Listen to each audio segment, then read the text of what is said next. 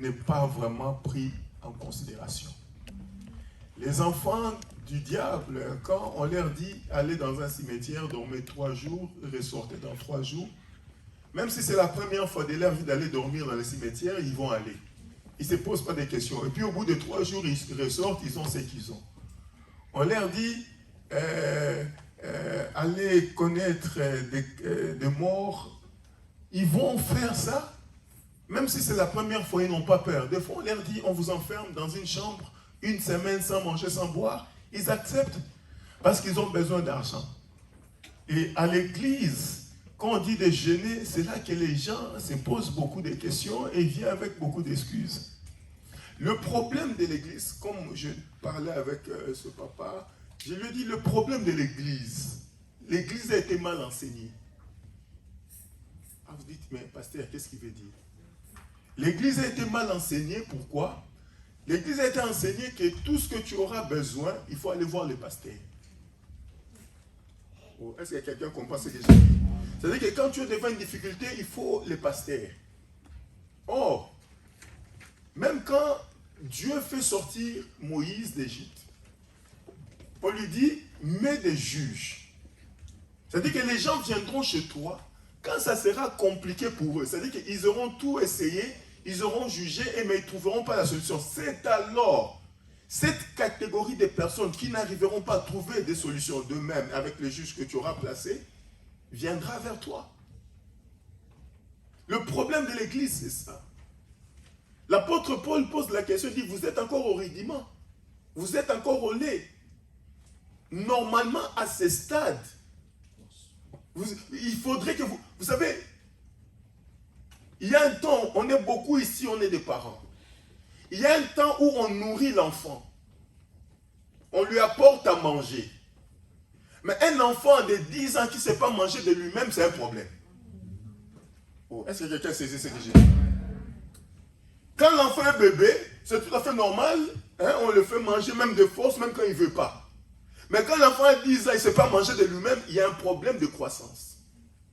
Ça veut dire que cet enfant n'est pas normal. C'est pareil avec l'église. Tu ne peux pas avoir 20 ans, 10 ans à l'église. Tu as du mal à gêner. Il y a un problème de ton enseignement. Qui t'a enseigné? Est-ce que quelqu'un saisit ce que j'ai dit? On a un problème. On veut voir la main de Dieu, mais on ne veut pas les sacrifices. Dieu, c'est un Dieu de principe. La Bible dit, il fait tomber la pluie pour le méchant et pour le bon. Cela veut dire quoi? Dieu, quand la pluie tombe, la pluie ne va pas dire, ah, là chez les méchants, je ne tombe pas. Non.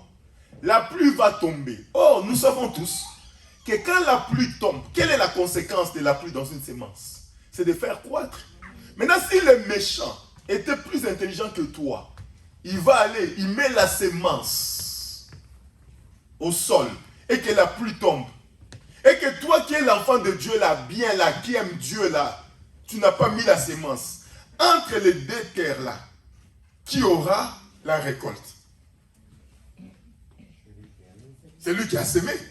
Mais pourtant, même s'il est méchant, le principe spirituel veut que quand on sème, et que quand on arrose après la semence, que la semence puisse grandir. C'est pareil avec les choses de Dieu. La spiritualité, c'est pareil. Les gens, ils viennent à l'église, mais ils ne veulent pas grandir. Pourquoi? Parce que pour eux, quand j'aurai le problème, je vais appeler le pasteur. Mais il y aura des moments où tu vas appeler, le téléphone est fermé. Oh, moi, par exemple, je donne... Vous avez ici l'église, je suis un pasteur, je travaille. Je travaille. Hier, j'ai travaillé toute la journée. J'ai fini aujourd'hui le matin à 7h. Maintenant, toi, tu m'appelles. Je suis en pleine intervention. Hier, ma dernière intervention, c'était à 4h30. Ça veut dire que toi, tu m'appelles à 2h là, quand tu es bloqué chez toi là. Moi, je suis en pleine intervention. Maintenant, je fais quoi? Je te réponds à 2h du matin là, ou je finis d'abord l'intervention. Maintenant, si le temps, moi, je finis l'intervention, l'ennemi profite. Vous comprenez un peu? L'église doit grandir. On ne peut pas demeurer pareil à l'église. Comme tu es venu, comme tu demeures. Ça, c'est pas possible. Un chrétien qui ne grandit pas, il y a un problème spirituel. Il y a un problème de sémence. De quelle sémence on a mis en toi?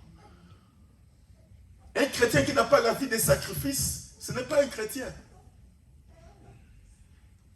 Donc nous, vraiment, pour le moment, la modalité, on mange à 18h, on va commencer à changer, à modifier.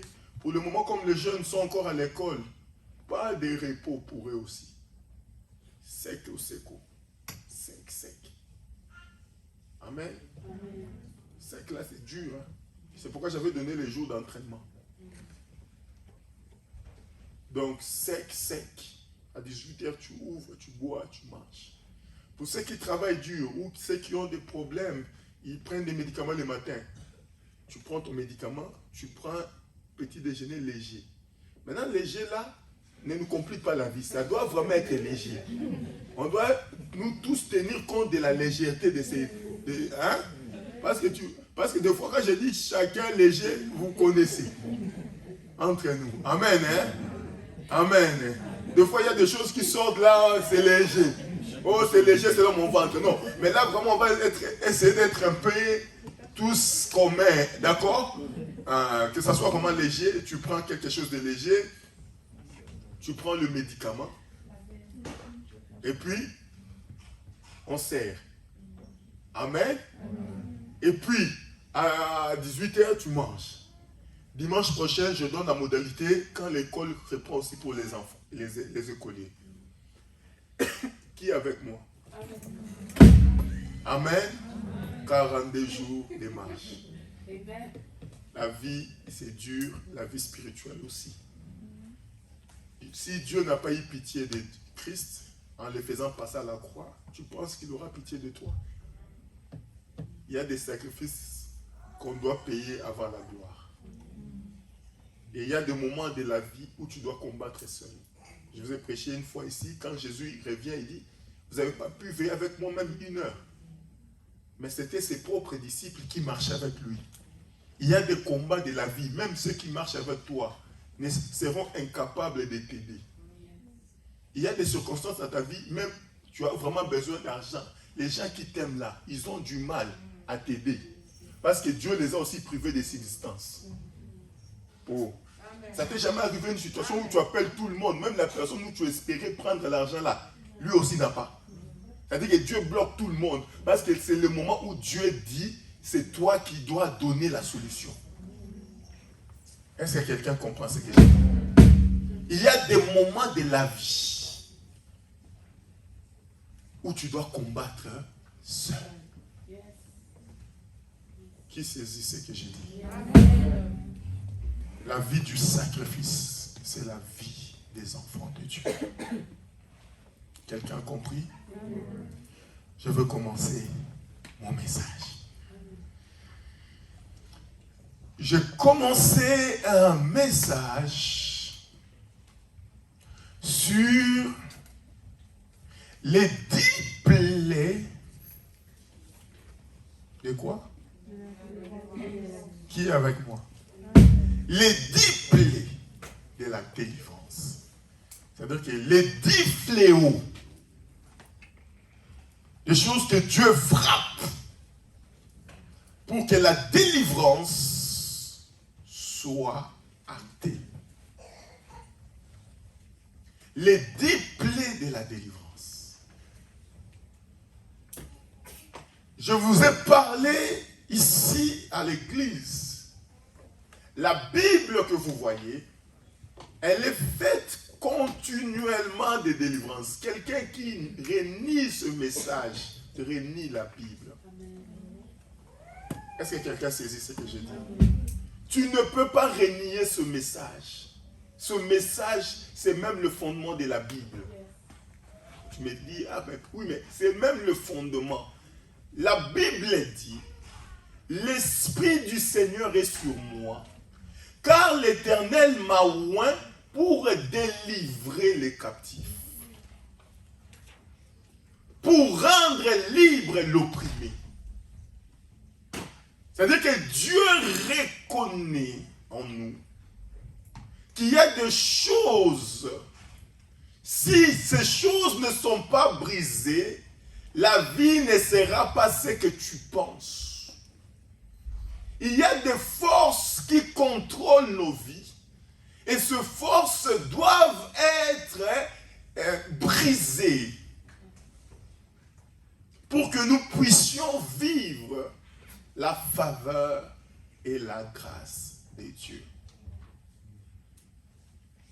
Et je vous ai parlé dans la Bible de 2 grands moments de captivité, sans compter les petites captivités qui se trouvent entre les 2 ou même après Jésus. Parce que Jésus, même quand il vient, il trouve Israël dans la captivité, sous la domination. Oh, qui connaît ça? Quand Jésus est né, il a trouvé Israël sous la domination romaine. Qui connaît? Qui connaît ça? Mettez les mains. Qui connaît ça? Qui ne connaît pas? Mettez les mains. J'ai besoin de voir. Je suis en train d'enseigner. Qui ne connaît pas que quand Jésus était né, il y avait la domination romaine? Qui ne connaît pas? Montrez. Ne les connaît pas? Ok. Qui connaît? Donc il y a des gens qui ne connaissent pas, qui connaissent, mais vous êtes où? Ceux qui ne connaissent pas et qui connaissent. Amen? Non. Soit on connaît, soit on ne connaît pas. Qui connaît que quand Jésus est venu, Israël était sous la domination romaine? Amen. Qui ne connaît pas que quand Jésus était venu, Israël était sous la domination romaine? Ah! Amen. Malou. Matatu. Amen.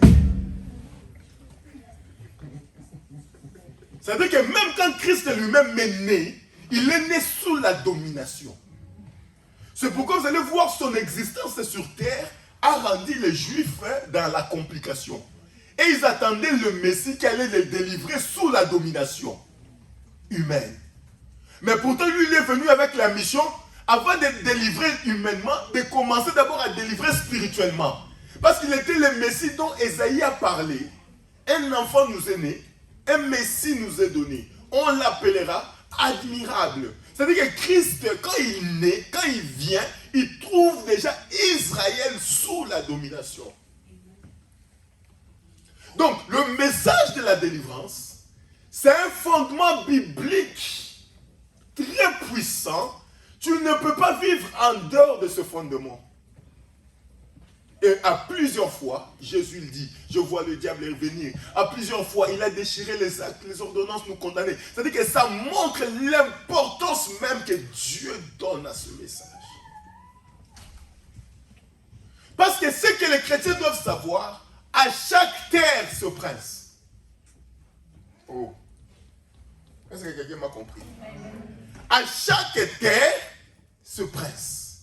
C'est-à-dire qu'à chaque terre ce roi. Celui qui domine ici ne va pas dominer en France. Celui qui domine en France ne va pas dominer en Espagne. À chaque terre, il y a des rois. Et pareil, dans des familles, dans des lieux où nous sortons, il y a des dominations spirituelles non visibles à tes yeux qui te poussent à faire certains actes et à ne pas faire d'autres. Tu es sous influence de quelque chose. C'est pourquoi l'apôtre Paul dit, le bien que je connais, je ne le fais pas. Je connais que ce bien, mais je ne le fais pas. Le mal que je connais, que ce mal-là, c'est là que je fais. C'est-à-dire que qui me délivrera? Il y a une force puissante en moi qui me pousse à faire le mal, malgré que je sais que ce mal, mais je le fais quand même. Le bien que je connais, je ne le fais pas. Qui a déjà lu ce passage-là? Parce que, qui a déjà lu ce passage-là? Le bien que j'ai. Qui a déjà lu? Qui n'a jamais lu ça? Merci de l'honnêteté spirituelle. Dans le livre des Romains, Paul dit, le bien, je sais ce bien, mais je ne me retrouve pas dedans. Par contre, le mal, c'est là que je me retrouve. Je vous donne un exemple. Regardez la société. Il y a des prisons. On sait tous, il y a des prisons, mais le mal ne se termine pas. On a mis des prisons pour essayer. Au moment, vous savez, dans la société où on vit ici, il y a des gens, tellement qu'il n'y a même plus de place en prison. Ils sont en prison, mais à l'extérieur. On met bracelet, on essaie d'alléger. Oh, on connaît ça, non? Bracelet, tu vois pas. En fait, en un mot, on veut dire que normalement, tu devrais être en prison. Mais comme là-bas, c'est rempli, garde bracelet, on va te contrôler. Chaque mardi, tu dois aller au commissariat. Est-ce que vous avez déjà entendu ce genre d'histoire, non? Mais malgré cela, le mal est toujours là.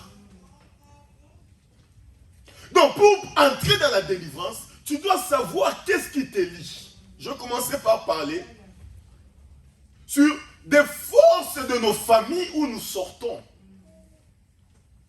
Nous sortons tous de famille. Et chaque famille a une domination spirituelle. Que tu le veuilles ou non. Quelle que soit la couleur de ta peau.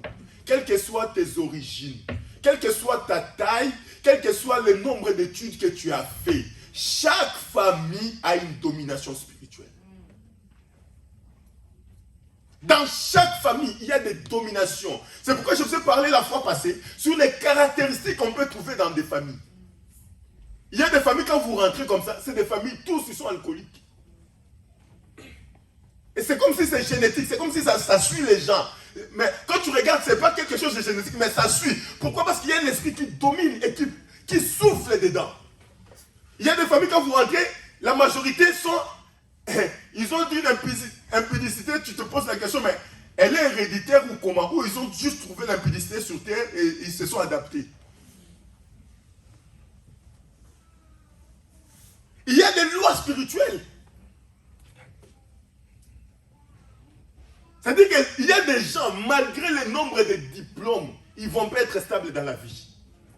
Il y a des familles instables, on a décidé comme ça. C'est pourquoi Dieu dit à Moïse, il dit, je suis descendu pour délivrer mon peuple. J'ai vu sa souffrance.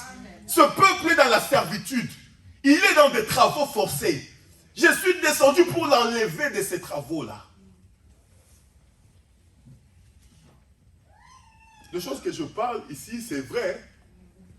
On était tous ici à l'église quand notre papa témoignait ici pour ses douleurs. Vous comprenez? Je vous montre un peu. Qui était là quand papa témoignait pour ses douleurs? Qui était là?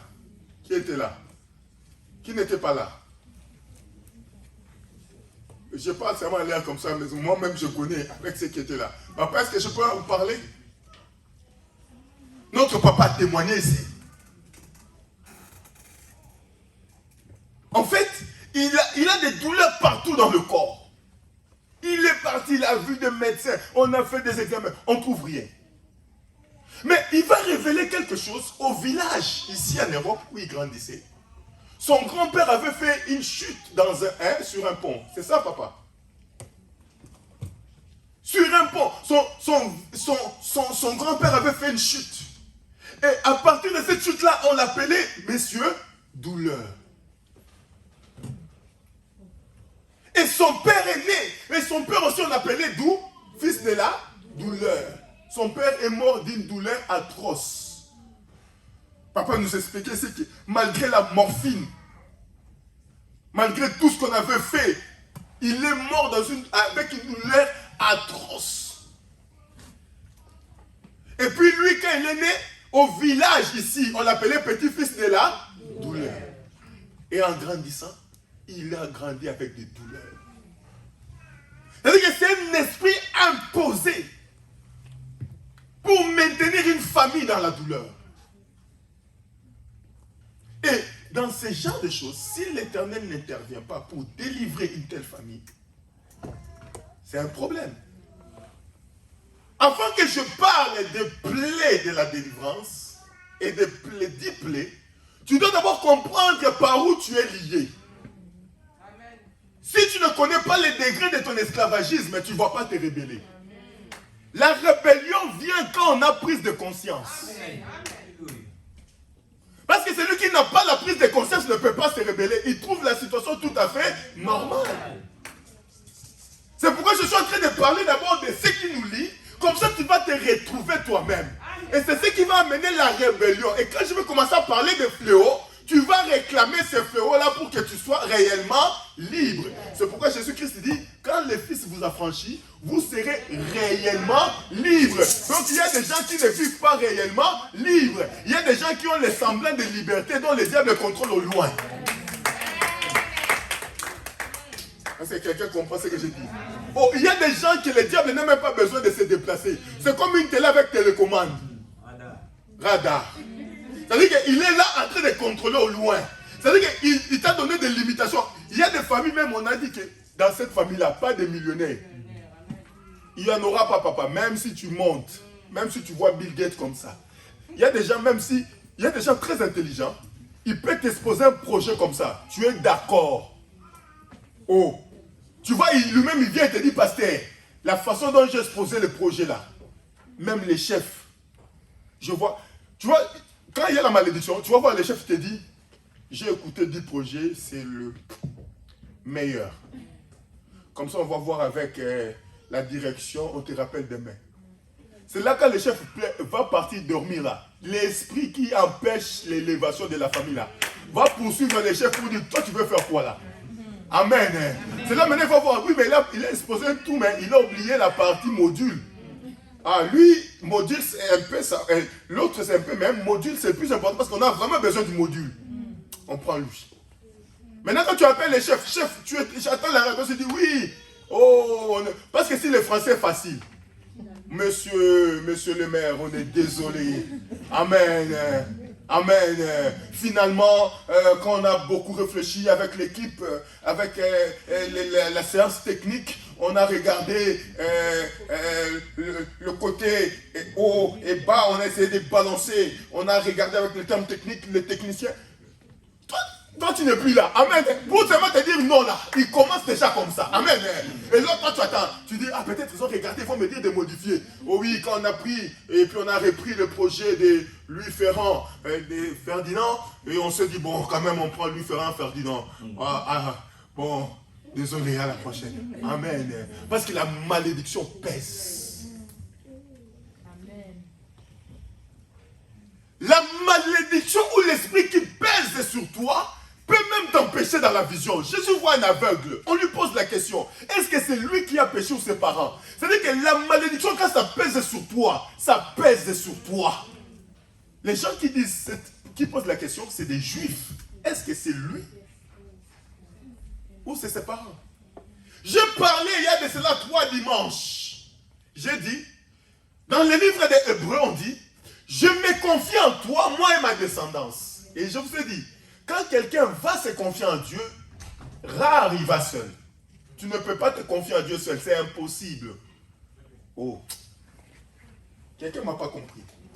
Quand tu vas vers Dieu, et puis, écoutez-moi, ce que je vais dire, ça va choquer. Je vais choquer l'église pour une vérité. Un parent qui n'a pas éduqué ses enfants dans le Seigneur a échoué. Amen. Amen. Yes. Yes. La Bible dit quand Dieu va aller sortir les enfants d'Israël, il leur dit, apprenez vos enfants. Vous savez pourquoi Dieu fait des plaies? Parce qu'il dit ça servira de signe aux descendances, aux gens qui viendront après vous. Vous leur direz, le Dieu qui nous a fait sortir avec les 10 signes, c'est celui qui nous a donné cette terre. Dieu ne fait jamais rien, il ne fait pas seulement pour toi, il fait aussi pour toi. Quand tu vas vers lui, quand Dieu prend la décision de te prendre, il doit te prendre avec ta famille.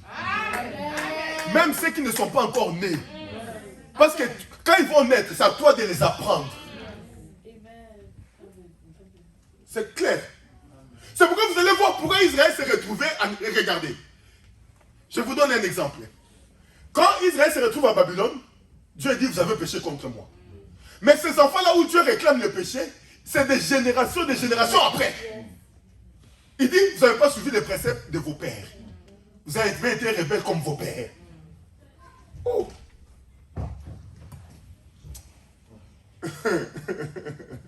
Il dit, c'est comme vos pères.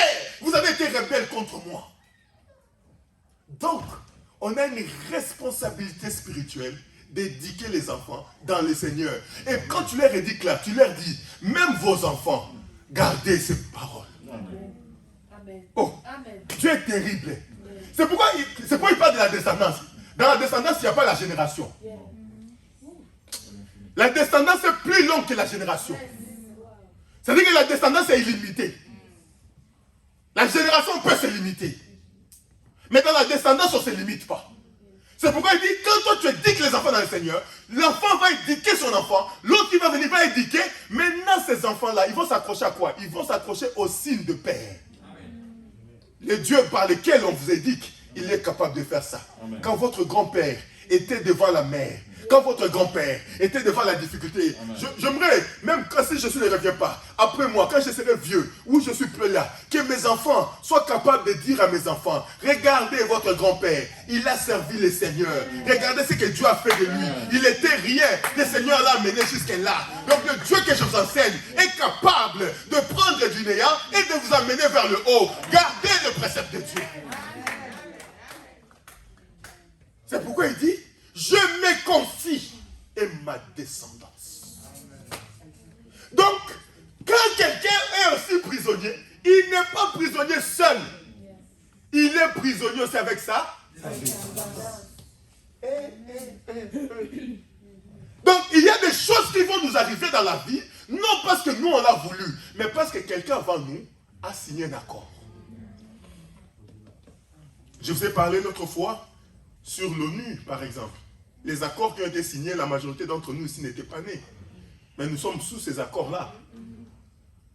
Ok, d'accord. Tous les pays qui se retrouvent à l'ONU sont sous ces accords-là.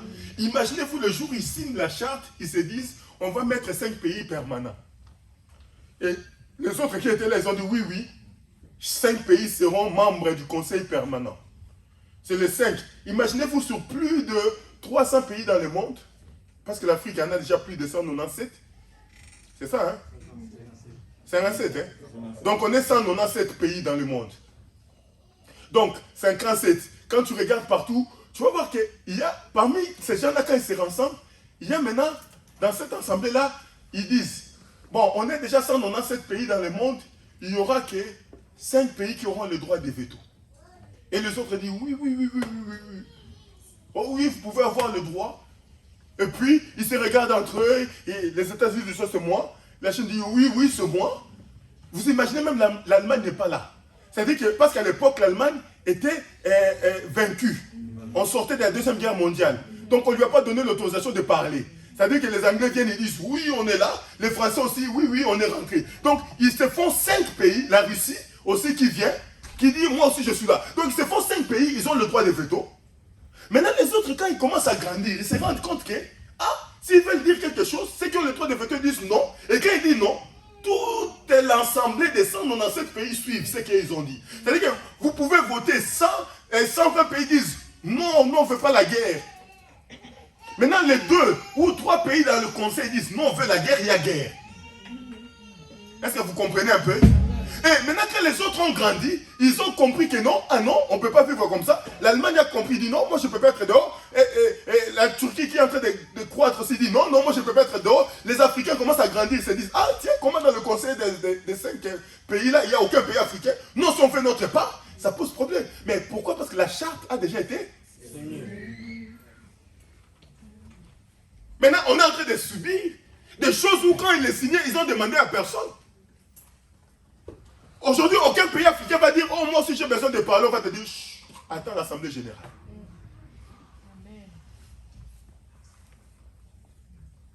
C'est-à-dire que malgré l'économie, ça peut monter là. Comme ils ont signé et que toi, tu n'étais pas là, tu vas subir la loi. Et c'est ce qui arrive dans beaucoup de familles et c'est ce qui arrive dans beaucoup de vies. Nous subissons des choses dont nous ne sommes pas, ou dans la majorité des cas, nous ne sommes pas signataires. Je vous ai parlé la fois passée, dans mon pays, dans mon village. Dans mon village, la foudre ne rentre pas pour tuer quelqu'un. La foudre peut rentrer, mais elle ne rentrera pas pour tuer. Parce que nos arrière-grands-parents avaient pacté, ils avaient pactisé avec les diables pour dire que ici dans ce village, il n'y aura pas de mort par la foudre. Ils peuvent mourir d'autres choses, mais pas par la foudre. Et puis, il y avait l'histoire, mon grand-père me disait toujours, il y avait un truc où les chefs coutumiers de mon village portaient. On appelle ça câble kabounounou. C'est bracelet de la vieille. Comme mon père a porté là, comment mon père est en train de faire signe. Le genre de bracelet, regardez le bracelet là que mon père fait signe. Et ce bracelet, chaque Oui, papa l'a porté pour le pouvoir. Amen. Il ne faut pas maintenant l'attendre en bas pour le serrer, pour récupérer ça. Parce que tu veux vivre longtemps. Amen. Ça, c'est pour autre chose qu'il a porté. Alléluia. Et dans mon village, mon grand-père me disait toujours, le chef coutumier, quand on te met comme chef de coutumier, on te met ces câbles-là. Ces câbles-là, ça veut dire quoi? Tu restes en vie tant que ces câbles-là sont sur toi. Papa, même si on va trouver cancer métastasé jusqu'au cerveau. Écoutez-moi. Métastase jusqu'au cerveau. Amen. Métastase jusqu'au bout, au dernier doigt du pied. Toi, tu ne rendras pas l'âme tant qu'on n'a pas enlevé les câbles. C'est-à-dire que tu peux souffrir avec ta maladie là, faire chimiothérapie, maigrir, devenir comme l'os là. C'est-à-dire que tant qu'il n'y a personne pour enlever ces câbles et pour le porter, toi tu es en vie. Donc c'est le remplaçant qui doit venir maintenant enlever et mettre sur lui. Et toi tu rends l'âme.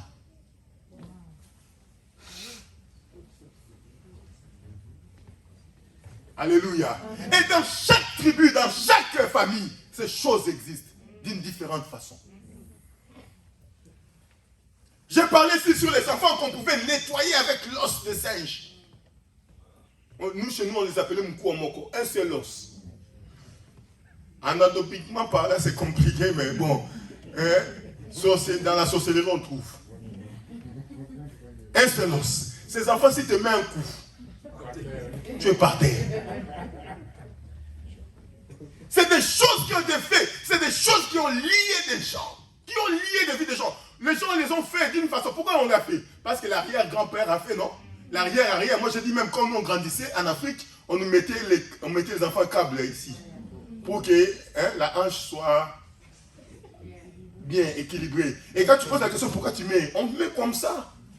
Mon grand-père mettait, mais l'enfant, il n'y a pas d'explication, tu mets. Amen.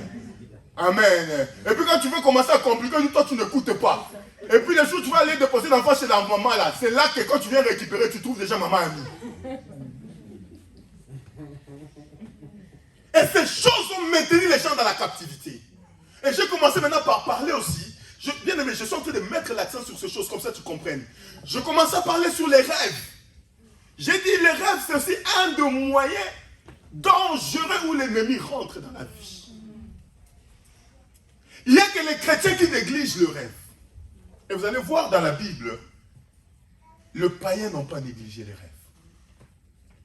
La Bible dit, lorsque Pharaon dort, il va se réveiller, il voit. La Bible dit, il fait un rêve. 10 vaches grasses. Et puis après, il va voir 10 vaches maigres. Et ces vaches maigres vont avaler les vaches grasses. Il se réveille. La Bible dit, il est tourmenté. Il fait appel à tous ces sorciers. Quand tu regardes ça, ça n'a aucune explication logique et humaine, non? Tu dors, tu vois des vaches grasses. Et puis après, à un moment donné, il y a 7 vaches maigres qui viennent avaler les 7 vaches grasses. Tu te réveilles. Humainement parlant, tu vas dire, j'ai fait un coup? Cauchemar. Amen. Et puis en tant que roi, tu as beaucoup de choses à penser dans ta tête au lieu de commencer à vouloir savoir pourquoi. Pour vous dire que les rêves ne viennent pas pour rien. Je vous ai dit la fois passée, vous avez des fois l'impression du déjà vu. Scientifiquement parlant, on essaie toujours d'expliquer ça. Oh, hypothalamus, papa, hypothalamus, papa. Mais toi-même là, tu vois, quand ah mais ça j'ai déjà vécu la situation. Oui, parce que les rêves c'est le moyen où ton âme rentre en contact avec les esprits. Vous allez voir ce qu'on appelle mari, femme de nuit ici. Scientifiquement, on essaie de prouver, non? On dit, ah non, les hormones, c'est normal le matin. Mais toi, tu n'as jamais vu des gens, le mari de nuit, ou une femme de nuit la nuit, et puis le matin, ils ont la sémence sur les lits. Hormonal toujours. Et puis tu as l'impression d'être fatigué. Ça t'est jamais arrivé de faire un rêve où tu as l'impression le matin, c'est comme si ton âme était faible. C'est comme si le poids de ton rêve te poursuit. Il y a des rêves de fois que tu fais comme ça toute ta journée. C'est comme si ces rêves-là te poursuivaient. C'est comme si... Il y a des gens, tu lui poses la question, mais il te dit, je ne me sens pas bien. Je ne sais pas, mais aujourd'hui c'est comme ça. Parce que ton âme a été en contact direct avec les esprits. Comment un roi peut se réveiller, dire, et cette vache, la Bible dit, il devient mal à l'aise. Il invite les sorciers de son pays pour qu'on lui explique c'est quoi ce rêve. Comment 10 vaches maigres vont avaler 7 vaches maigres vont avaler 7 vaches grasses. La Bible dit, on lui donne des explications. Mais je pose la question, comment le roi d'Égypte sait que l'explication de ces sorciers n'est pas correcte?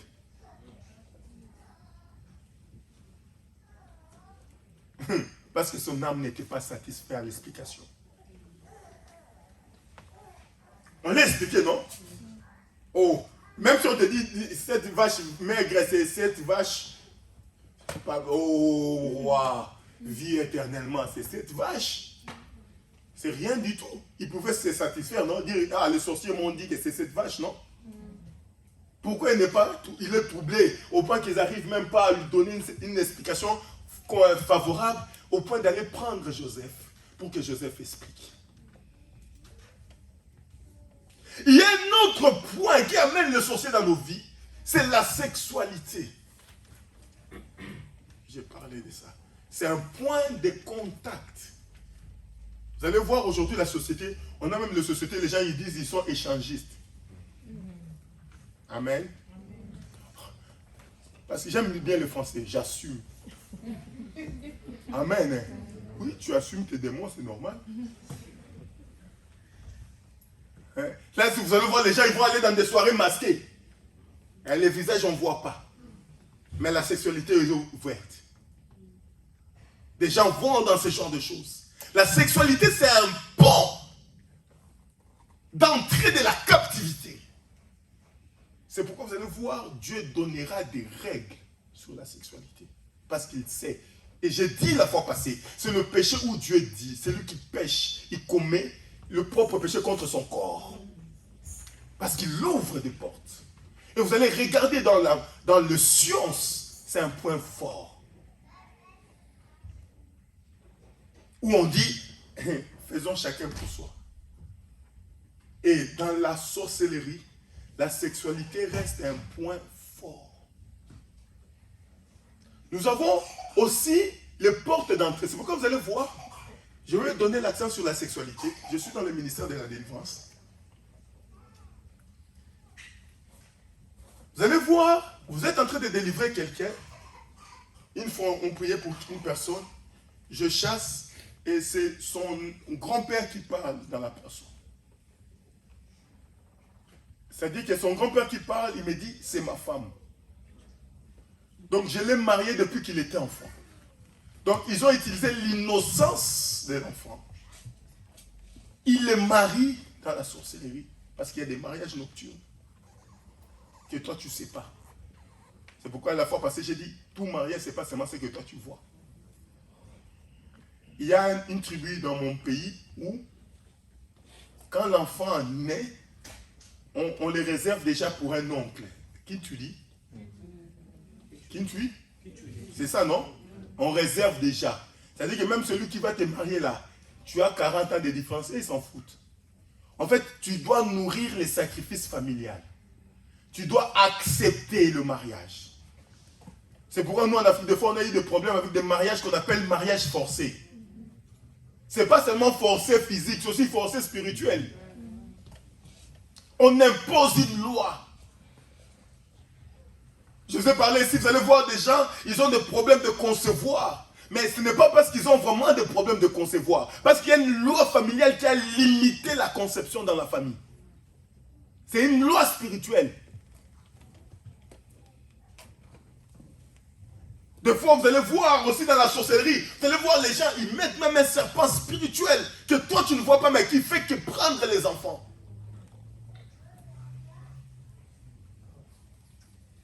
Ces choses ouvrent les portes. Nous venons des familles comme ça. Ces choses se sont réalisées. Je vous ai parlé de la fois passée du rêve. On veut introniser quelqu'un par force dans un royaume.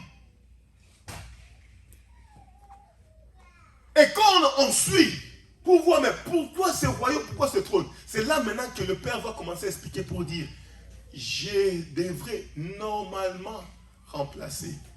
Parce que mon père était chef coutumier. Mais j'avais fui. Ah, donc le trône qu'on a vu dans le rêve, c'est un trône réel, spirituel. Cette histoire s'est passée dans cette église. Donc c'est un trône spirituel réel. Maintenant, comme le papa a fui, oh, quand vous venez avec la descendance, on récupère la fille pour aller l'imposer, même sans son vouloir, l'imposer sur le trône. Est-ce que quelqu'un comprend? Amen. Je suis en train de parler des choses fortes, je mets des bases. C'est pourquoi vous voyez, je ne suis pas pressé de te parler. Parce que si je ne t'enseigne pas, tu ne sauras pas te révolter. Je prends mon temps pour fixer mes bases. Pour te faire révolter. Et ça, c'est dans toutes les sociétés pareil. Moi, je suis médecin, je vois des gens. Je vois des gens qui te disent, ah, j'ai la dépression comme ma mère. Mon oncle aussi est dépressif. Moi. Amen. On a nous tous dépression. Parle ça comme... Vous savez pourquoi les gens parlent calmement? Parce qu'ils ne savent pas les profonds de leur âme. Ils essaient de trouver... Et nous aussi, en tant que médecins, on a dit dépression. Ah, toi, tu as pris dépression. Dans la vie que vous voyez ici, il y a même des gens que le diable utilise comme canaux pour te faire comprendre une situation. Vous blaguez avec le monde spirituel. C'est le seul monde où il n'y a pas de pitié.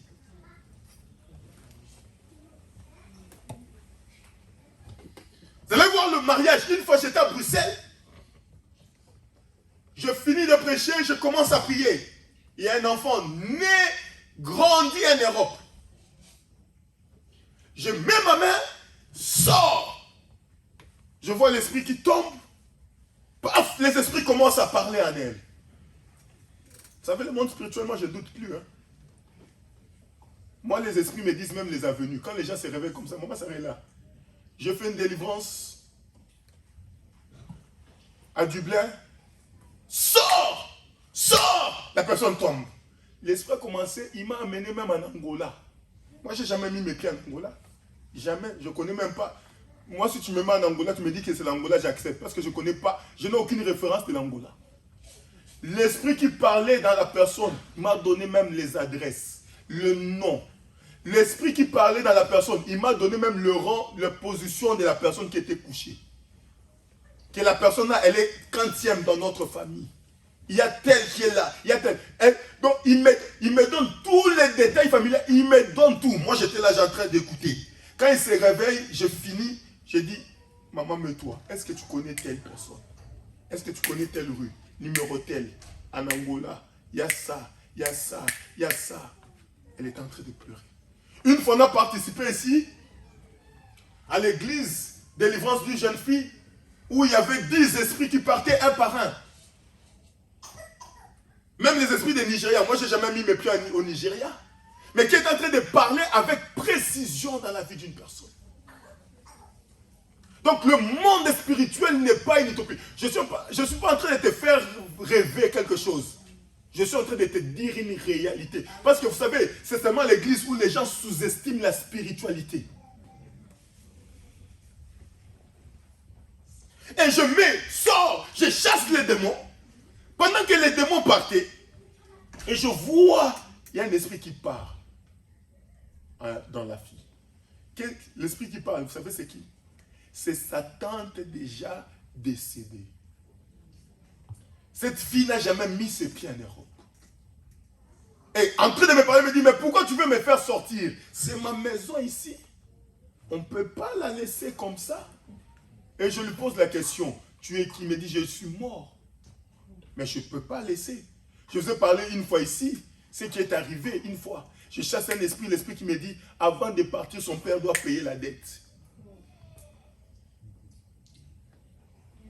Quand son père était enfant, il nous avait volé l'argent.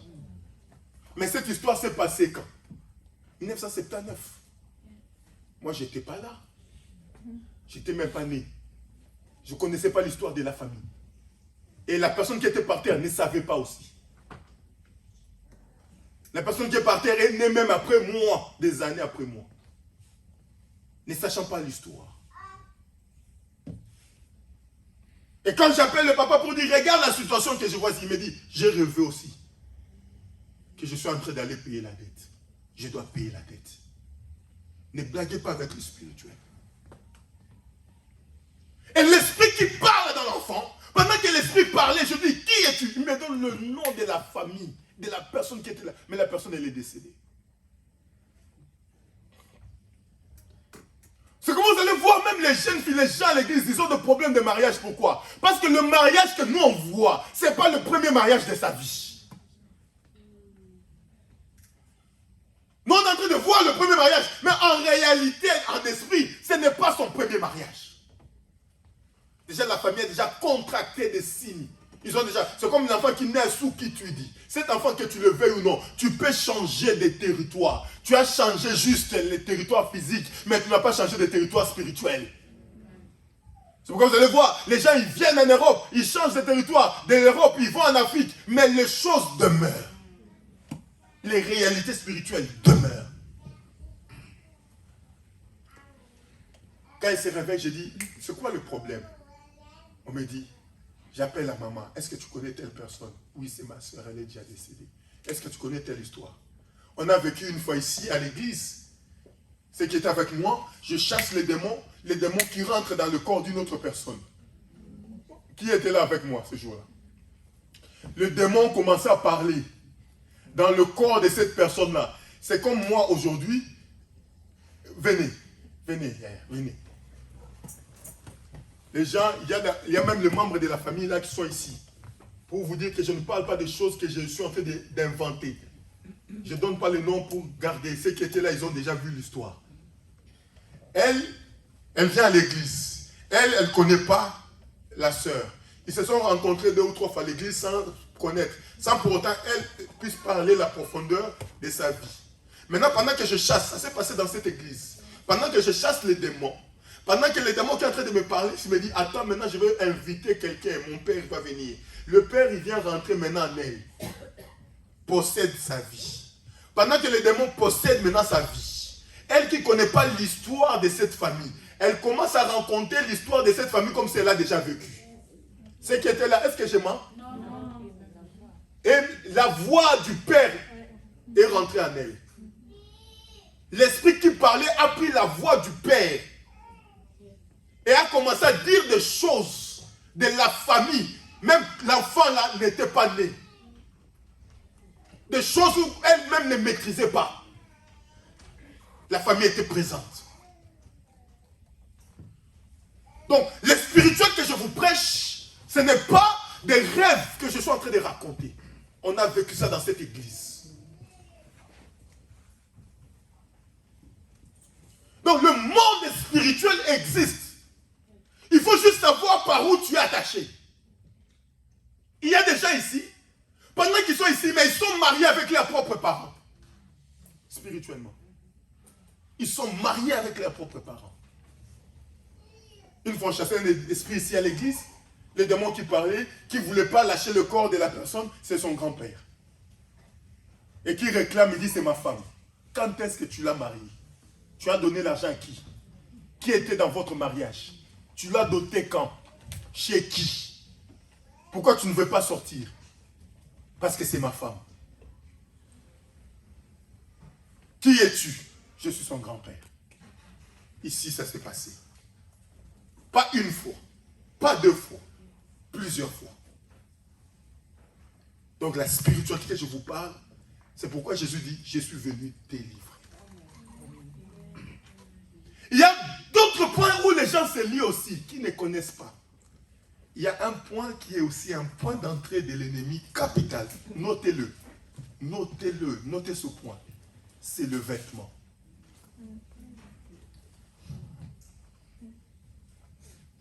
Notez ce point qui est très important. Qui connaît pourquoi Joseph s'est retrouvé en prison? C'est pourquoi? Vêtements. Pardon? Elle avait la blouse. Parce que si vous lisez la Bible, on va nous lire le verset. Genèse chapitre 39. C'est la première lecture de la Bible. Nous allons nous lever pour honorer la parole. Comme ça, je ne parle. J'ai beaucoup de choses à dire. J'ai aussi beaucoup. Regardez-moi l'église. Vous voyez tout ce fait ici. C'est rempli de versets. Ce n'est pas les versets qui me manquent. Je suis en train de mettre de base. Première lecture. Genèse chapitre 39, verset 11 à 20. C'est la première lecture. On s'élève pour honorer la parole de Dieu.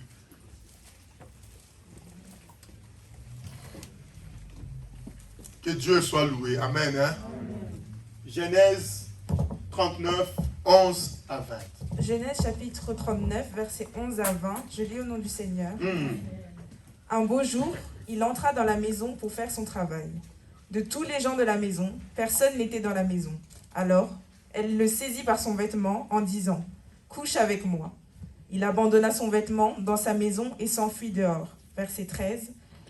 Lorsqu'elle vit qu'il avait abandonné son vêtement dans sa main et qu'il s'était enfui dehors, elle appela les gens de sa maison et leur dit « Regardez, il nous a amené un Hébreu pour qu'il s'amuse de nous. Il est venu vers moi pour coucher avec moi, mais j'ai crié très fort.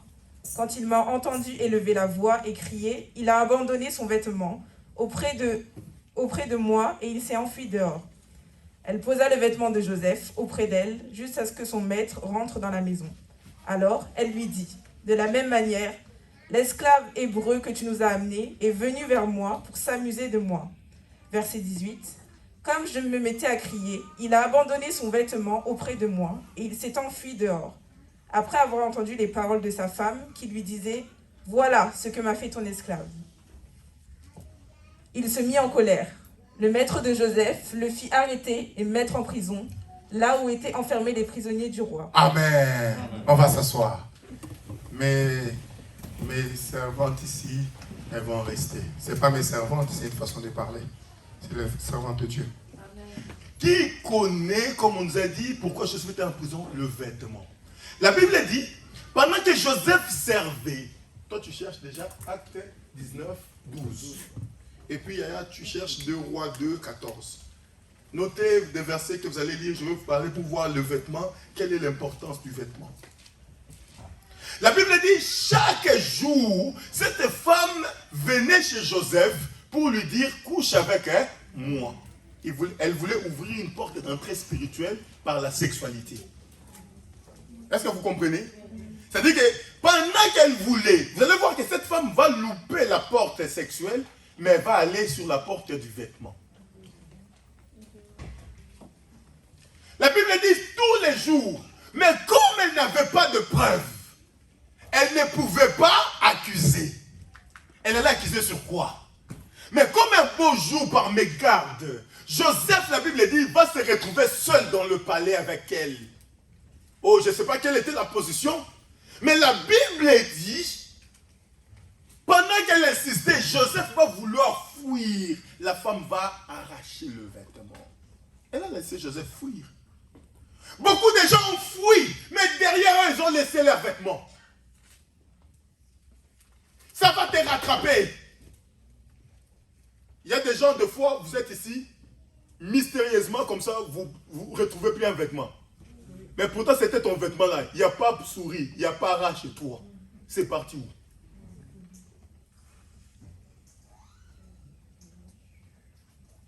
Bien-aimé, si tu es là, cherche la délivrance. Parce qu'il y a certains problèmes de ta vie qui viennent juste par ce vêtement-là qui a disparu sans cause. Oh.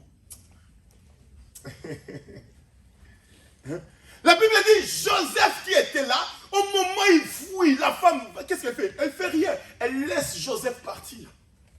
Elle savait qu'elle avait le vêtement. Et vous allez voir que la prison de Joseph commence ce jour-là. Le jour où il a laissé les vêtements entre les mains de la femme de Potiphar. Vous avez jamais entendu les histoires? Les gens allaient chez les féticheurs. Et le féticheur, qu'est-ce qu'il dit? Amène-moi son vêtement. Quand quelqu'un a ton vêtement, la personne, il t'a toi-même. Parce que dans ton vêtement, c'est toi en fait.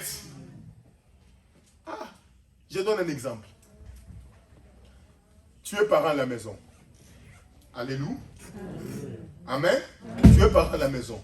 Tu rentres. Tu trouves un vêtement par terre. Si tu es vraiment parent, c'est-à-dire que tu connais tes enfants, est-ce que tu sais qu'à partir de ces vêtements, si tu ne l'as jamais vu même dans ta maison, tu peux savoir si c'est ton fils ou pas? Comment tu fais? L'autre.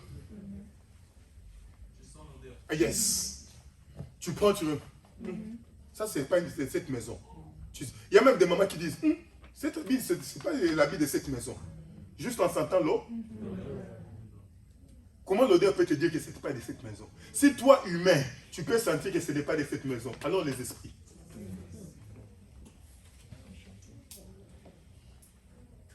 Est-ce que quelqu'un comprend? Est-ce que quelqu'un saisit ce que je suis en train de dire? C'est pourquoi dans la vie, n'est pas le... Vous savez, il y a des gens, je vais ta veste là, prends ma veste et vas-y avec. C'est bien. Si tu fais ça, je te conseille. Après, c'est tes vêtements. Amen.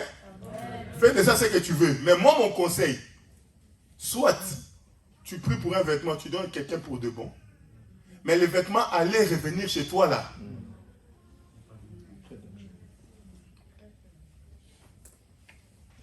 La Bible dit, la femme, elle a gardé le vêtement.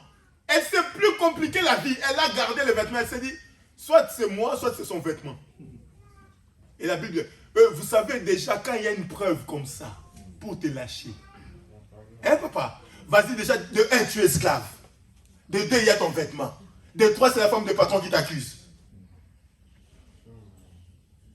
De 1, tu ne pries pas beaucoup. De 2, il y a ton vêtement qui est resté là-bas. De 3, c'est ta famille qui te réclame. Avec le vêtement qui est resté là-bas.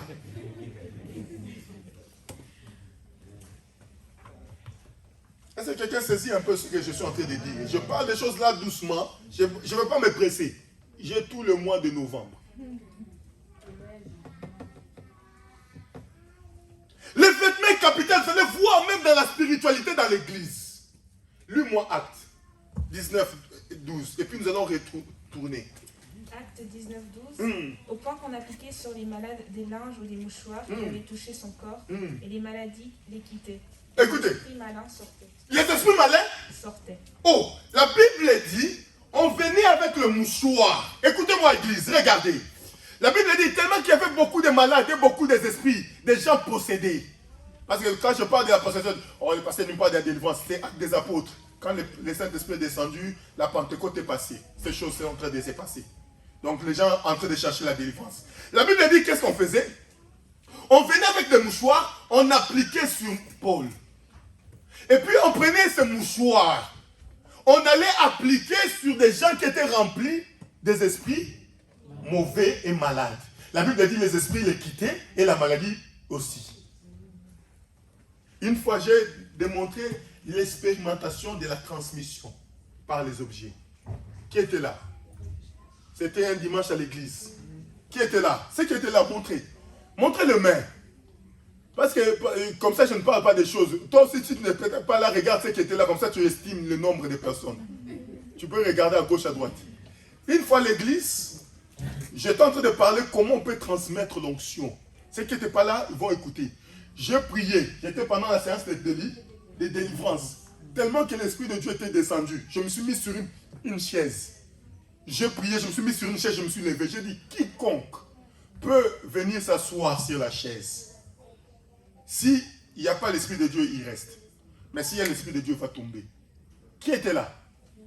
Qui était assis? Et qui encore? Les serviteurs Jérémie, quand tu es assis, qu'est-ce qui t'est arrivé? Amen. Sœur Kimina, quand tu es assise, qu'est-ce qui t'est arrivé? Pareil. La sœur Rachel n'est pas là. Et tous les autres qui étaient là, personne n'est plus venu s'asseoir. Parce que quand ils ont vu 3 personnes s'asseoir et partir. Amen. Parce que Jérémie, on connaît tous quand même, hein, serviteur Jérémie. Il conduit la prière. Amen. Parce que les gens le regardaient et disent, maintenant comme lui conduit la prière là, lui va vraiment s'asseoir. Amen. Mais il était là et puis c'est parti. Il y a des malédictions qui te lient par les objets. Et un des objets que le diable utilise le plus, c'est ce que tu as le plus contact. Or, l'objet que tu as le plus contact, c'est tes vêtements. Regardez l'histoire de Tamar. Tamar échappe à la mort à cause de quoi? Des objets qu'elle avait gardés de Judas. Le monde spirituel. Maintenant, imagine-toi que toi, tu es né ici. Tu ne sais pas ce que tes grands-parents. Toi, chez toi, là, ils n'ont même pas seulement amené les vêtements. Ils ont amené garde-robe. C'est-à-dire que tes grands-parents ont déjà amené les garde-robes. C'est-à-dire que l'odeur de ta famille se trouve entre les mains de l'ennemi. Si tu es ici, tu as déjà perdu quelque chose que toi-même tu sais que tu ne l'as pas donné. Mais mystérieusement, tu ne le retrouves pas. Il y a une fois une maman, elle vient me trouver. Elle me dit, pasteur, je perds toujours, c'est une maman avec qui on prie ici, je tais le nom. Elle me dit, papa, je perds toujours une paire de mes chaussures. C'est toujours un pied. Mais papa, garde-robe rangée. Papa, ma garde-robe, si tu vois, tout est bien, rangé. Mais quand je viens, je retrouve toujours un pied, mais pas l'autre. Il y a des choses, hein. Papa, je ne comprends pas. Et quand elle t'explique ta vie, tu vois la vie qui est bloquée là, tu te dis, hé. Il y a encore une maman une fois qui vient me dit, papa, j'ai rêvé. Cette maman encore, elle est là. J'ai rêvé de l'enfer. Le rêve, les choses qui t'arrivent, vous savez, ne sous-estime pas. Parce qu'il y a des moments où Dieu te montre ton état réel de la vie. Mais toi, tu es en retard de comprendre. Une chaussure, imaginez-vous quelqu'un, belle maison, grand, elle me dit, papa, et c'est une maman qui prie avec nous, et c'est vraiment parmi des mamans qui prennent soin d'elle. Même si à l'église, quand tu la vois, elle est toujours nickel. Elle dit, papa, comme tu me vois à l'église, comme je suis à la maison. Mais il y a un mystère qui dépasse mon entendement. Quand je classe mes chaussures, il y a un moment quand je cherche pour porter les chaussures. Je n'ai pas un enfant pour dire que j'ai un enfant de 5 ans qui a pris les chaussures qui est parti avec. Je n'ai plus des enfants de cet âge-là. Qui peuvent prendre les chaussures, mettre sous les lits, prendre les chaussures, mettre derrière le frigo, le congélateur. Je n'ai pas les enfants de cet âge-là. Mais quand je viens pour chercher, je retrouve toujours un pied, mais je ne retrouve pas l'autre pied. Bien aimé, si tu es là, tu vis ces choses dans ta vie, recherche la délivrance. Si tu es là, tu es une femme où les sous-vêtements se perdent, sans cause, sans explication correcte, cherche la délivrance. Le vêtement, c'est un grand moyen de l'emprisonnement de l'ennemi dans ta vie. C'est aussi un grand moyen que Dieu utilise aussi pour sauver. Dans ce monde spirituel, ce que Dieu peut faire, le diable le fait aussi.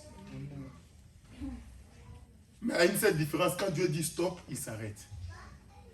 Et vous allez voir, des fois, quand Dieu a parlé à Abraham, il a parlé à Abraham dans la grande obscurité. Dans la grande obscurité. Aïe, aïe, aïe. C'est encore un autre message. Je mets dans le couloir. Tiroir, je garde. Il y a un autre point aussi très important, où ça se trouve le port d'entrée. Là, c'est d'ailleurs le point le plus important qui est aussi dans la sorcellerie, c'est la nourriture. C'est pourquoi vous voyez, moi, à l'église, j'aime pas ça. Oh, papa, j'ai fait le gaufre. Fais ça toi-même, mange avec tes enfants. Ne nous ramène pas des gaufres ici. C'est-à-dire, ah, papa, il est difficile. C'est ton problème. Si tu ramènes ça chez moi, je ne mangerai pas des beignets que tu viens avec là. Je vis dans le ministère comment la nourriture pouvait détruire les gens. Je vous ai parlé de la sexualité, de la sorcellerie par les sexes. Maintenant, je vous parle de la sorcellerie par la nourriture. La nourriture, c'est un grand moyen. Regardez même humainement parlant. Quand tu manges quelque chose qui n'est pas bien, qu'est-ce qui t'arrive en premier? C'est la gare? Pourquoi quand vous allez chez le médecin, tu as la gastro, il te pose toujours la question, est-ce que tu es seul à la maison? Qu'est-ce que tu as mangé? Ça t'est jamais arrivé? On est là, non? Quand tu passes chez le médecin, tu dis, j'ai la diarrhée et mal au ventre. La première des questions, avant de chercher le cause le plus compliqué. On cherche le cause quoi? Alimentaire, non? Qu'est-ce que tu as mangé? Est-ce que ce qui t'arrive, tu es seul? Souvent les gens disent, ah, je travaille à la crèche, beaucoup d'enfants sont venus, ils ont la même chose. On fait le lien. Et quand tu poursuis, il y a des, ah non, j'ai mangé des sushis, ça faisait des jours. L'autre va te dire, ah, j'ai mangé quelque chose qui est au frigo, mais docteur, je pense que c'est périmé. Mais pourquoi, si le corps, quand tu manges quelque chose de mauvais, réagit, ton esprit aussi pareil?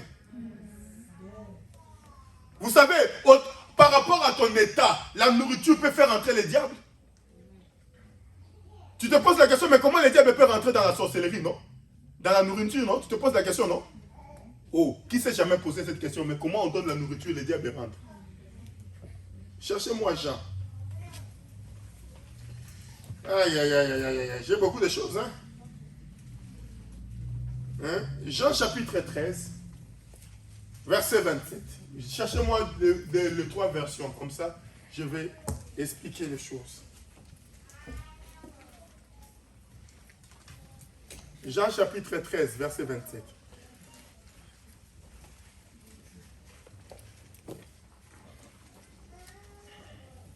Lisez-moi.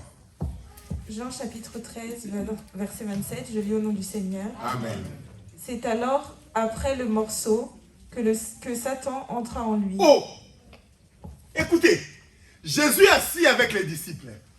Il prend le pain, il coupe. Il commence à leur donner. Ça arrive autour de Judas. La Bible dit, après avoir donné les morceaux, les diables entra. Ta version, qu'est-ce que ça dit? Eh, ya. Tout ça, c'est les ongles. Jean 13, 27.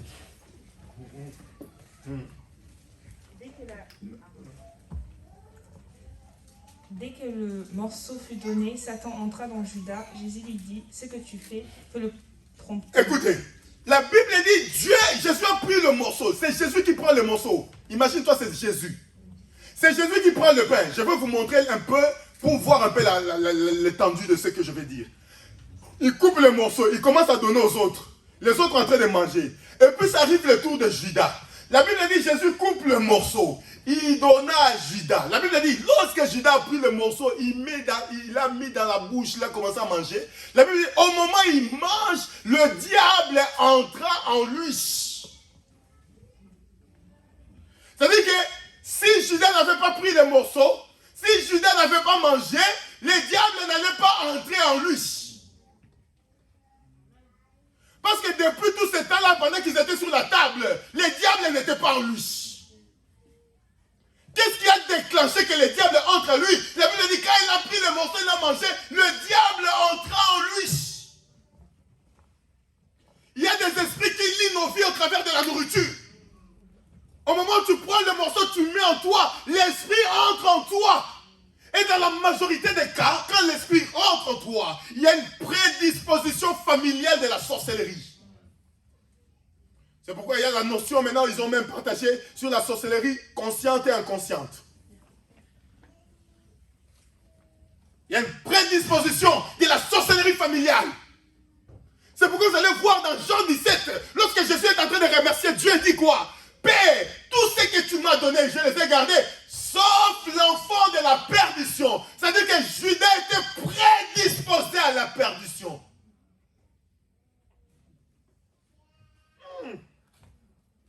Mais pourquoi quand le diable entre en lui, Jésus ne prie pas? Mais quand le diable réclame Pierre, Jésus prie.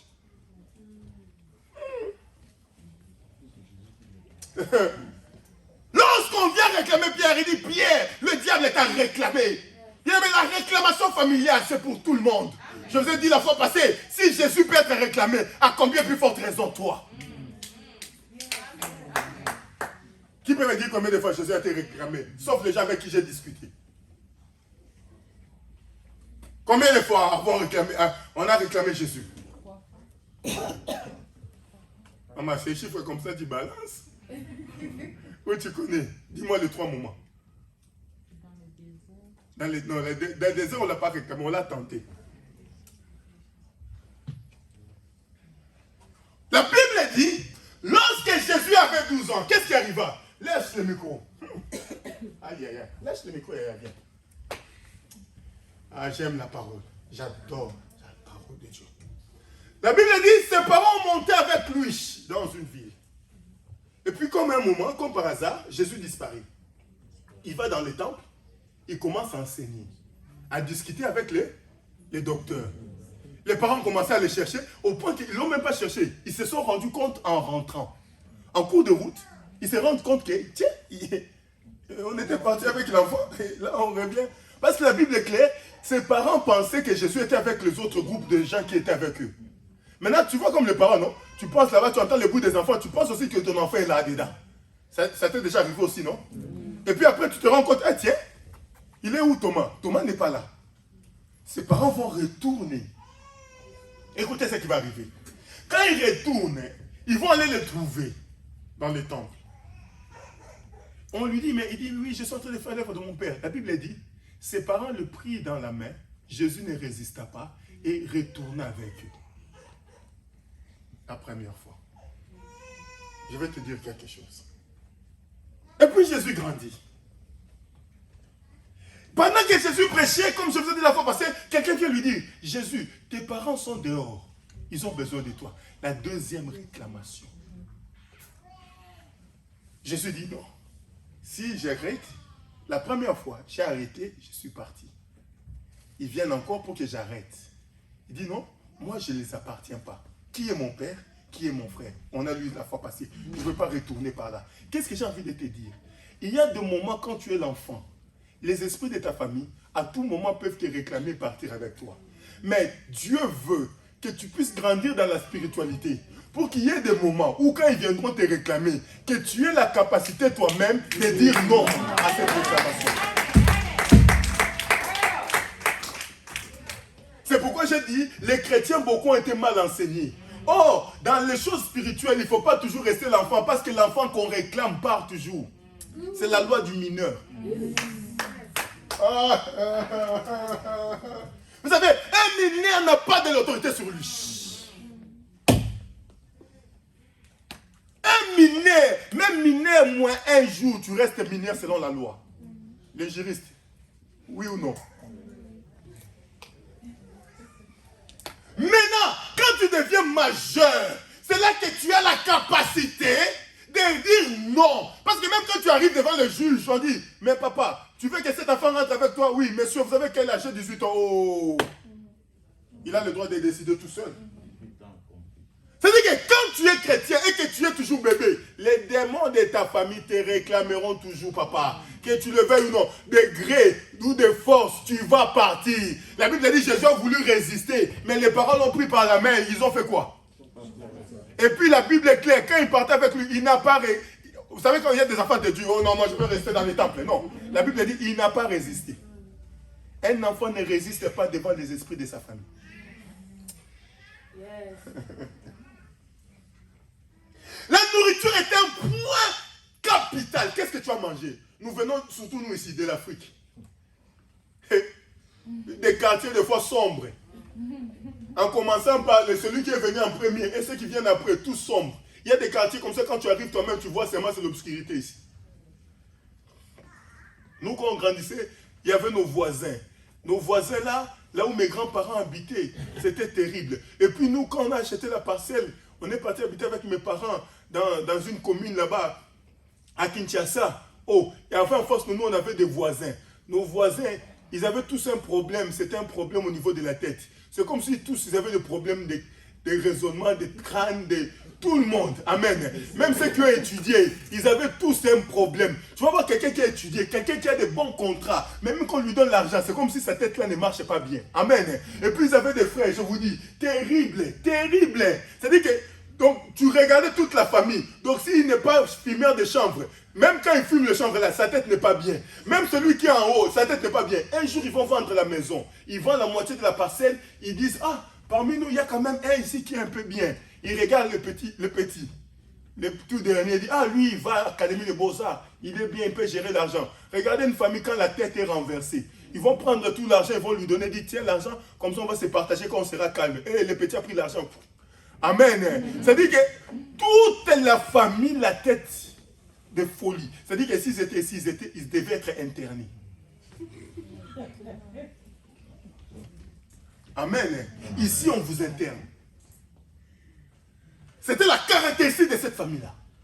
Mais quand tu vas aller dans le sous-bassement de la famille, tu vas voir que le papa travaillait. Et le papa était haut fonctionnaire de l'État à l'époque, il travaillait à la poste. Vous imaginez à l'époque, nous qu'on est venu trouver. Vous savez, à l'époque, hein, il y avait même des gens, il y avait un téléphone par quartier. Quand votre frère appelle en Europe, vous allez toucher papa, monsieur André. qui habite le coin, là, qui travaille à la poste. Amen. Et puis vous attendez le téléphone qui va venir de l'Europe à 21h. Amen. Quand ça sonne, c'est M. André maintenant. C'est lui le seul détenteur du téléphone du quartier. Le monde a changé. Dis à ton voisin, le monde a changé. Amen, amen. Et maintenant c'est M. André, lui le seul. Qui connaît ce que je dis là? Donc je ne suis pas fou. Amen, amen. Donc maintenant, le M. André, maintenant c'est lui qui vous passe le téléphone. Maintenant vous faites le fil. Alors, Yaya, qu'est-ce que tu as dit? Et le papa travaillait aussi comme ça. Et ils avaient le seul téléphone. Maintenant pour garder le poste, le papa avait fait le contrat avec le magicien. Il était dans la sorcellerie. Il avait signé dans les sciences pour garder son poste. Mais le poste, tu peux bien le garder. Mais ce que tu ne peux pas garder, c'est ton âge. À un moment donné, il faut aller à la retraite. Mais toi, tu as déjà signé. Ici, dans cette église, je vous dis, ici, il y a une maman qui était venue avec un papa. Une maman, 70 ans, qui vient avec un papa qui prie avec nous ici. On m'invite. Je parle, je la vois. Elle me dit, mon fils, prie pour moi. J'ai dit, maman, qu'est-ce qu'il y a? Dis-moi, c'est quoi le problème? Il dit, tu es mon fils. J'ai un problème. Je dois te l'avouer, je suis ta maman. Moi, j'ai dit, maman, dis-moi, c'est quoi? Mais il dit, moi, avec ton papa là, ça fait des années, on est même en instance de divorce. Qu'est-ce qui va arriver? Pendant qu'on était jeunes, ton papa là va m'initier dans les sciences occultes. 70 ans. Je ne parle pas de conneries, hein. Je ne parle pas des choses que je rêve. Hein. Ici. Il va m'initier dans les sciences occultes. Et puis dans les sciences occultes qu'il va m'initier, au moment où je te parle, mon fils, je vois des femmes sortir du mur. Quel intérêt elle a pour me mentir? Elle me dit, je vois les femmes comme ça qui sortent du mur. Comme ça pour venir vers votre papa là. Un jour, je reviens de la toilette, je trouve un lion sur le canapé. Il y a des choses, il y a des maisons, papa. Tu vois quelqu'un crier, toi tu ne sais pas pourquoi il crie. Amen. C'est pourquoi tout ce qui brille ne l'envie pas. Tu ne sais pas qu'est-ce qu'il y a en dessous. Peut-être que tu es en train d'envier une tombe. En dessous là, c'est comment on appelle encore? Quand c'est pourri, il y a des trucs. Asticots. Ceux qui connaissent français mieux que moi là. C'est bien. Elle m'a dit, mon fils, ce papa est témoin, il est là au moment où je parle. Je suis resté 2 heures avec elle. Et quand elle a commencé à me raconter la vie de ses enfants. Quand elle a commencé à me raconter la vie, comment ils sont arrivés jusqu'à ce point-là. J'étais là comme ça. Amen. Ça m'a dépassé moi-même. Tu commences par où? Tu dis quoi? Mets-toi à genoux. Amen. J'étais comme ça, bouche bée moi-même. Hein?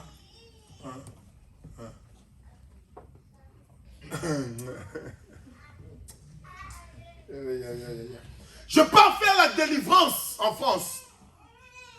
La fille, qu'est-ce qu'elle a fait? Elle bouffe son papa à la sorcellerie en Afrique. Elle amène le corps de son père spirituellement, elle met au salon. Au salon, leur propre salon, elle enterre le corps. Toi, tu rentres comme ça, tu vois salon. Mais elle, quand elle rentre, elle sait que son père est là. La nourriture.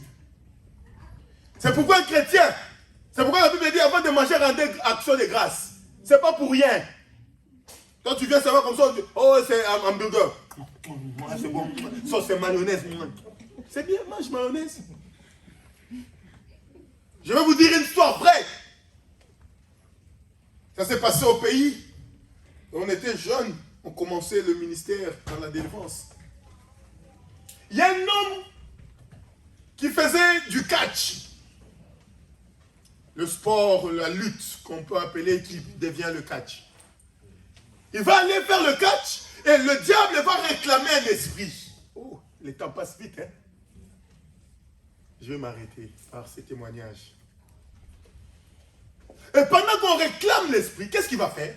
Il va aller prendre la copine avec. Elle vivait, elle la sacrifie par le vêtement et par la sexualité. Elle sacrifie la fille. La fille, elle est morte. Le gars va arriver au deuil. Écoutez ce que je veux vous dire. Elle arrive au deuil, maintenant sa famille est en train de pleurer. Ah, c'est lui qui a fait ça. Vous voyez comment en Afrique on pleure, non? Ah, ne laisse pas tranquille. Poursuis-le. Qui connaît ce genre de pleurs en Afrique? Qui connaît? Comme ça, je sais que je ne parle pas de choses en vain. Poursuis-les. Ne laisse pas tranquille. Poursuis. Lui, il était là. Celui qui a bouffé, non? Il part dans la spiritualité. Il fait le corps de cette femme la nourriture. Et puis, il les met dans des cartons. Des chinchards, des viandes, de poulet. En l'esprit, elle transforme. Le matin, il vient avec une voiture remplie de chinchards, des viandes. Méfiez-vous des gens qui sacrifient, qui ramènent à manger. Dites-moi, pasteur, parle-nous de l'enfant encore qu'on a sacrifié, qu'on a amené des chèvres. Je veux vous parler de cette histoire. Ça, je l'ai vécu encore. Moi, mes histoires, je ne ramasse pas. J'ai assez vu. Ce que j'ai vu, je raconte. C'est mon expérience. Et il va ramener à manger dans la famille. Bon, vous voyez, la famille, quand vous voulez départager les gens, comme le français l'a compliqué, faire le vin d'honneur. Nous, le vin d'honneur, là, on mange, on boit, c'est pas comme ici, c'est seulement un sandwich. Nous, vraiment, en Afrique, là, les gens se cassent en 1000 morceaux, hein. Vin d'honneur en Afrique. C'est même pas vin d'honneur, ça, c'est une fête à part. Les gens ont besoin de manger, lui, il ramène tout ça. Maintenant, la famille qui a des problèmes, maintenant, vous voyez quelqu'un déjà vous ramène à manger. Ils ont mangé. Au cimetière, ils ont dit, c'est lui qui a fait ça, part avec lui. C'est lui qui a, surtout des familles là, tu sais, qui veulent être encore radical. Même si c'est lui qui a touché seulement l'os, et c'est l'os là, prends-le. Cette famille a connu un nombre record de décès.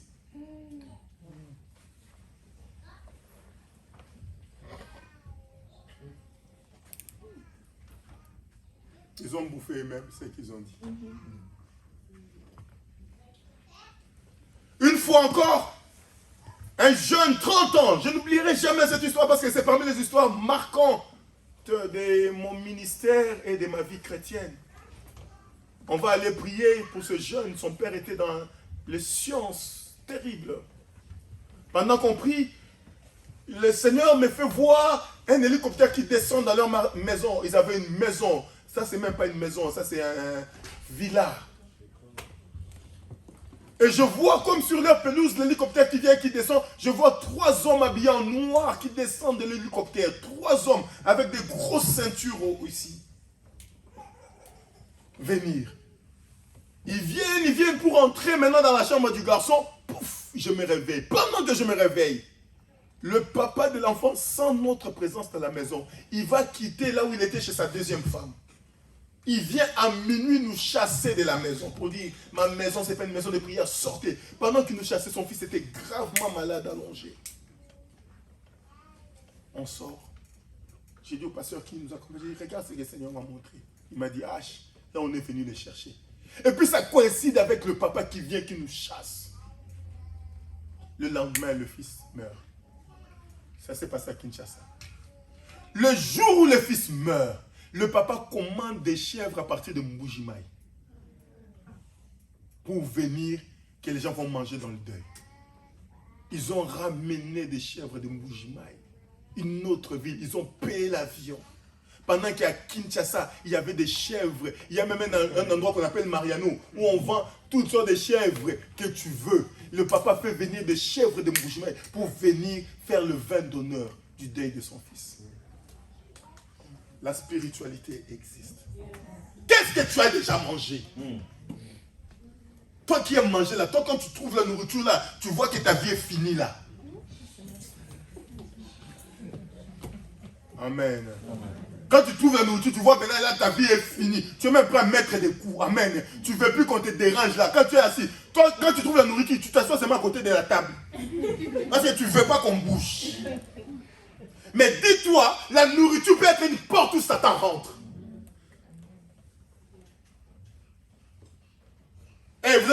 en Afrique, le meilleur moyen de donner la sorcellerie en Afrique. Vous savez pourquoi? C'est la pauvreté. Et vous savez, pour mieux propager, le diable a trouvé le moyen, il sait que par là aussi il peut rentrer. Comme il peut rentrer par les sexes, il peut aussi rentrer par la nourriture. Ce n'est pas nouveau sur terre. C'est pourquoi quand tu marches avec Dieu, tu dois savoir dans quel... C'est pourquoi moi que vous voyez ici. Ne m'invitez pas, oh papa, je vais t'inviter pour venir manger. J'esquive toujours. Amen. Mange celle-là. Avant que tu me connaisses là, j'ai déjà mangé. Amen. Mange celle, on se voit à l'église. Pourquoi? La nourriture, c'est un grand moyen où le diable peut déstabiliser. Et beaucoup de vies des gens ont été déstabilisées. La nourriture, c'est aussi c'est un grand moyen, une grande porte des maladies spirituelles. Remarque, il y a des fois des choses qui t'ont arrivé dans la vie. Depuis que tu étais dans une maison, tu as vu manger chez cette personne-là. Tu te dis toi-même, il y a une référence depuis que j'ai mangé ça, ma vie là. Et c'est pourquoi vous allez voir, des fois, dans la délivrance, les gens vomissent. Et toi, tu es là, mais il vomit quoi? Amen, hein? Parce qu'il y a trop de gens spirituels qui, plus que même nous, non? C'est ces choses-là. Il vomit quoi? Qui connaît le mot que j'ai maîtrisé? On s'en fout. Non, pas on s'en fout, mais les mots. Bon sang. Hein? Quand le français là te dépasse, toi-même tu ne sais même pas la signification de bon sang. Mais tu dis seulement Amen. Hein? Parce que tu l'as entendu quelque part. Et quand le pasteur est là, il dit mais bon sang. Amen. Et là l'autre qui est à côté dit zut. Amen. Et là, maintenant, ils essaient de faire comprendre pour vous. Mais comment tu expliques ces histoires-là? Et ils mangent, ils vomissent. C'est quel esprit qui sort par le vomissement? Tu étais là quand il est rentré? Pourquoi tu critiques sa sortie?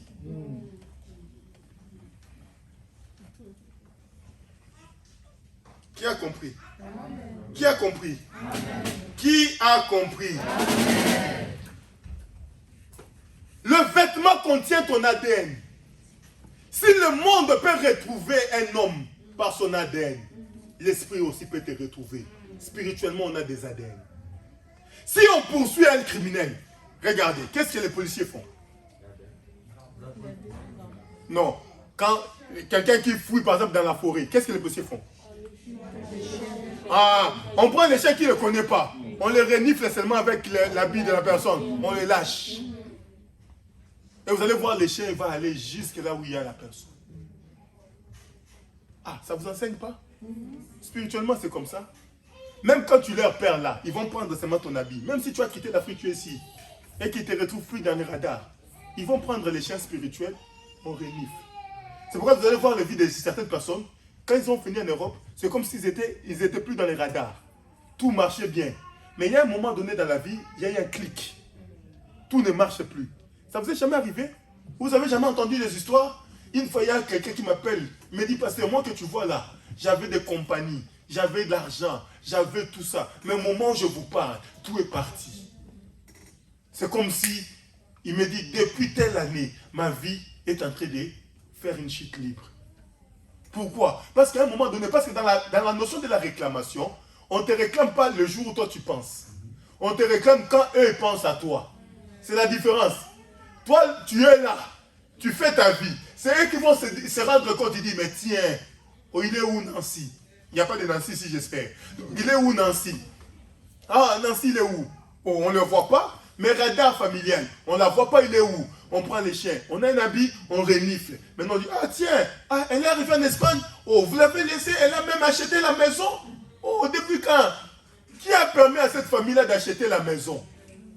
Oh, est-ce que cette famille-là, ils ont le droit d'acheter la maison? C'est là que tu vas voir, ils vont venir. Maintenant, ils vont mettre des situations pour que tu vendes la maison. Parce que la réclamation s'est levée sur toi. Bien aimé, tant que tu ne vas pas couper ces choses. Bien aimé, c'est pourquoi beaucoup de vies, c'est des yo-yo. Ils montent, ça descend, ils montent, ça descend. C'est comme une montagne russe. Ça monte, ça descend. Parce que c'est eux qui décident. Le jour où tu veux t'en séparer, c'est là que les combats deviennent difficiles. Moi, j'ai vu quelqu'un qui m'a dit, clairement, ma femme, elle est là, elle me dit, pasteur, depuis que je viens à l'église, c'est là que ma vie est devenue plus compliquée. Je lui ai dit, si c'est comme ça, comme tu n'es pas prêt, ne viens plus à l'église. Pourquoi je vais insister? Il n'est pas prêt à se battre. Vous savez quand est-ce que le combat est devenu difficile en Égypte? C'est quand le roi a su qu'on a envoyé quelqu'un pour les faire sortir, non? C'est là qu'il a multiplié les stratégies pour même les empêcher de prier. Quelqu'un qui n'est pas prêt à la libération, on ne le libère pas de force. Tu ne vas pas le mettre dans la tête et le porter. La libération, c'est une question individuelle. La délivrance, c'est quelque chose que tu dois rechercher. Ce n'est ni le pasteur, ni ta femme, mais toi-même. Regarde ta vie. Regarde les limitations de ta famille. Regarde ce qui a été dit dans ta vie. Et c'est à partir de ça que tu vas réclamer la délivrance. Toi, même si tu as mal à la tête, fétichère là, bien-aimé, qu'est-ce que tu as laissé? Si tu avais l'habitude de rentrer là, tu as même mangé. Il y a même des gens ici à l'église, tu as mangé chez fétichère. Toi, tu es terrible. Donc, toi, on t'amène pour aller manger chez fétichère. Je vous ai parlé ici chez nous, dans mon village, on dit Zoloa Bakish. Hein? La nourriture des esprits. Cette nourriture-là, on faisait comme ça, les gens mangeaient ça. Papa Joseph Gemma, on faisait ça dans quelles circonstances? Mariage. Beaucoup de choses. Le poulet des morts. Zolo Bakish. Et il y avait même des fois, moi je me rappelle, d'autres quand on voulait manger, on prenait un peu de soupe, on jetait par terre. On dit ça c'est pour les ancêtres. Et toi tu es en train de rigoler, tu dis ah, on jette pour les ancêtres. Et toi-même tu dis ah, moi je vais jeter un gros morceau. Tu ne sais pas ce qui te dit. Et vous allez voir, dans toutes nos générations, dans toutes nos cultures, l'alimentation a toujours eu une grande place. Regardez bien. C'est ici que les gens vont au restaurant, non? Nous, on ne connaît pas le restaurant en Afrique. Oh, qui est africain avec moi ici? Amen. Est-ce que nous, on connaît le restaurant? Non, on ne connaît pas. Nous, on va préparer, on va aller manger tous ensemble. On a mis beaucoup l'accent sur la nourriture parce que c'est une importance spirituelle que toi, tu ne maîtrises pas. Que toi, tu ne maîtrises pas. Les vêtements que tu ne vois pas là, c'est le moment d'aller rechercher ça. Tu es là, tes sous-vêtements 10 déjà perdus. Tu ne prends pas la peine, tu pars seulement à H&M, tu rajoutes l'autre. Ça se perd, tu pars à H&M, tu ramènes. D'autres vont même plus loin, ils laissent ça, c'est le copain.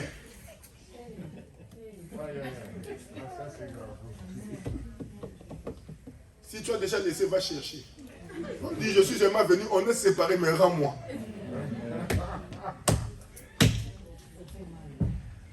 Amen, hein? Amen. C'est-à-dire, pour lui montrer ton amour, tu lui as laissé, tu dis, oh là là. Prends. Souvenir. C'est les maintenant là qu'il faut aller rechercher. Les vêtements te rendent prisonnier. Est-ce que quelqu'un me suit? Les vêtements te rendent prisonnier. Les vêtements te rendent prisonnier. Que Dieu bénisse sa parole. Élève ta main. Prie en fonction de ce que tu as écouté. Prions au nom de Jésus. Je parlerai des 10 plaies, mais je dois parler d'abord de la 4.